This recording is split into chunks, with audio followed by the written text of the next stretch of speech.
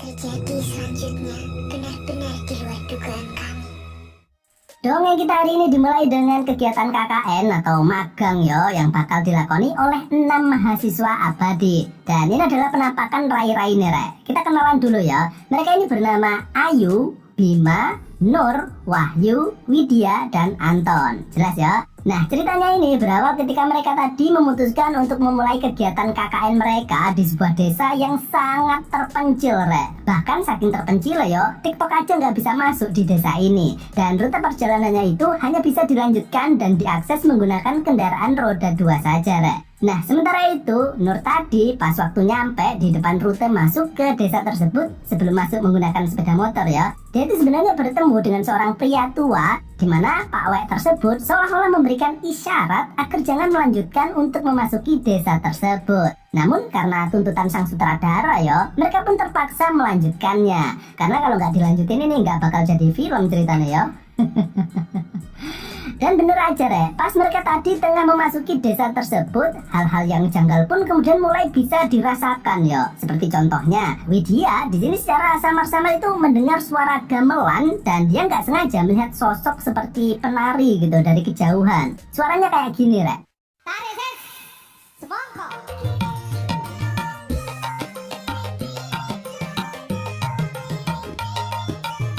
Dan ketika sudah turun dan melanjutkan perjalanan dengan berjalan kaki, Nur di sini merasakan beban yang sangat berat gitu di atas pundaknya, seperti beban utang Rek. Dan yang lebih jelas lagi, Nur itu seolah merasa diawasi oleh sesosok makhluk besar dengan mata yang merah menyala, seperti mata Sharingan gitulah Dan jika kalian sadar, Nur di sini bisa dikatakan sebagai salah satu karakter yang cukup peka dengan semua keanehan tadi. Karena sebenarnya Nur ini punya indera ke-10, Rek. Jadi dia ini bisa melihat barang-barang tidak kasat mata gitu ya. Ya seperti sempak, BH, dan juga jin. Beberapa saat kemudian, akhirnya mereka pun tiba di desa tersebut yang bernama Desa Penari. Iya, jadi Gangnam Style dan juga Shuffle Dance itu berasal dari desa ini, Rek. Dan di tempat tersebut, mereka pun kemudian disambut oleh pemimpin desa tersebut yang bernama Pak Prabu. Nah, Pak Prabu kemudian mengajak mereka berkeliling desa dan menunjukkan tempat yang cukup sakral yang bernama Tapak Tilas.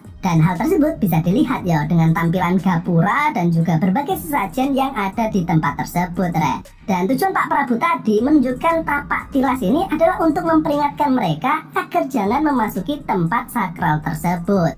Nah, cerita pun kemudian berlanjut beberapa hari kemudian, para mahasiswa tadi pun mulai melakukan kegiatan KKN mereka. Namun di sini gangguan dari para makhluk tidak kasat mata tadi pun kini semakin terasa, Rek. KKN ini tidak berjalan seperti yang kami harapkan.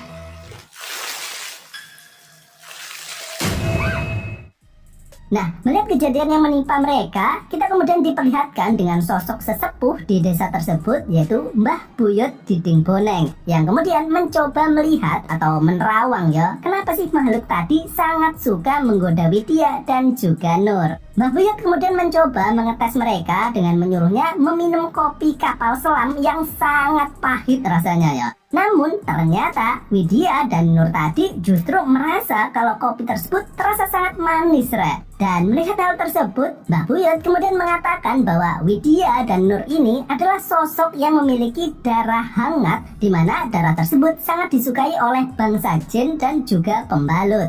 Dan karena hal itu tadi, semua makhluk halus, khususnya penguasa desa ini yang bernama Badarawuhi, sangat tertarik kepada kedua cewek tadi, Rek. Luwih apik.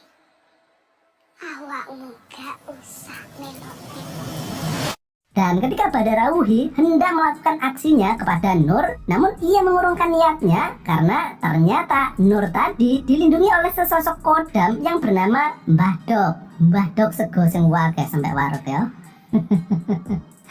Dan karena hal itu tadi, Badarawuhi nggak bisa menarget Nur, sehingga satu-satunya pilihan tinggal si Widya tadi saja, Rek. Sehingga ia pun kemudian mencoba berbagai cara agar bisa mendapatkan Widya. Dan di sini ia tahu kalau Bima itu sebenarnya menyukai Widya, Rek. Bahkan Bima ini sampai menggunakan pelet cap ikan agar Widya jatuh cinta kepadanya, yang akhirnya membuat Widya sampai bisa melakukan sulap seperti Pak Tarno.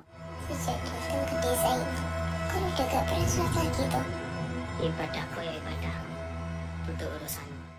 Dan mengetahui hal tersebut, Badarawuhi kemudian mencoba melakukan tipu muslihatnya kepada Bima dengan mencoba memasuki mimpinya. Dan di dalam mimpi tersebut, Badarawuhi kemudian memperlihatkan bahwa Widya saat ini tengah dalam keadaan yang berbahaya dan tidak akan bisa pergi dari desa ini, Rek. Temanmu sedang terjerat, dia nggak bakal bisa lepas.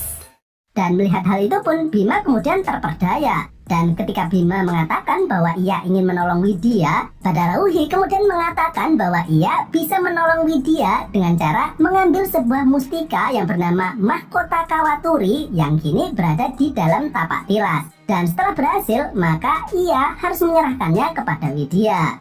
Keesokan harinya, Bima yang sudah terperdaya ya oleh Badarawuhi tadi kemudian melanggar pantangan yang diberitahu oleh Pak Prabu di awal film tadi dengan memasuki tapak tilas. Dan setelah berhasil mengambil mahkota Kawaturi, Bima kemudian meminta tolong kepada Ayu untuk menyerahkan benda tersebut kepada Widya. Namun yang gak diketahui, Ayu ini ternyata naksir ya kepada si Bima itu tadi. Sehingga mahkota Kawaturi tadi bukannya diberikan kepada Widya, melainkan dia simpan sendiri, Rek. Dan justru mengatakan bahwa ia tadi nggak sengaja kehilangan benda tersebut. Dan mendengar hal itu, Bima pun kemudian marah ya dan langsung pergi meninggalkan Ayu. Beberapa saat kemudian, Badarawuhi yang mengetahui kalau mahkota Kawaturi kini berada pada Ayu dan mengetahui kalau Ayu ini suka kepada Bima, Badarawuhi kemudian kembali menjalankan tipu muslihatnya, Rek. Ia mengatakan kalau ia bisa membantu Ayu membuat Bima jatuh cinta kepadanya dengan menggunakan selendang hijab miliknya karena selendang tersebut memiliki daya pikat yang sangat tinggi gitu ya.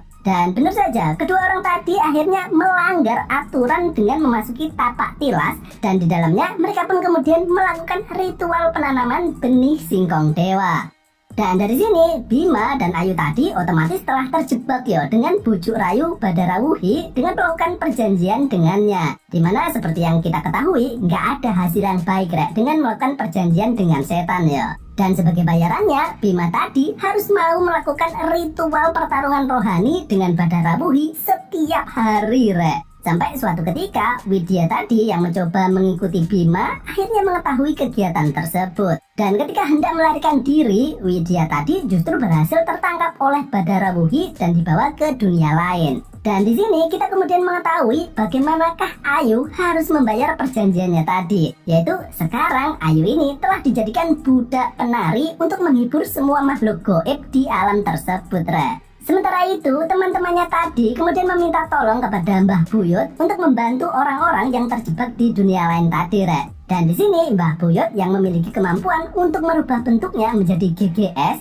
dan dengan wujud tersebut ia pun bisa memasuki alam Badarawuhi. Widya yang di sini sebenarnya ingin menyelamatkan Ayu, namun karena nggak bisa, ia pun terpaksa meninggalkannya dan berlari mengikuti GGS Mbah Buyut tadi untuk keluar ke dunia nyata. Sementara itu, nasib Ayu kini harus menjadi penari di alam tersebut untuk selamanya. Badarawuhi kemudian mengatakan bahwa ia akan memiliki jiwa Ayu dan Bima sebagai tumbal karena mereka telah melanggar larangan desa tersebut. Beberapa waktu kemudian, para mahasiswa yang selamat tadi kemudian memutuskan untuk mengakhiri program KKN mereka. Dan diceritakan ya, 4 hari pasca kepergian mereka, Bima kemudian meninggal dan 3 bulan kemudian Ayu pun kemudian ikut meninggal. Dan film ini pun berakhir. Padahal di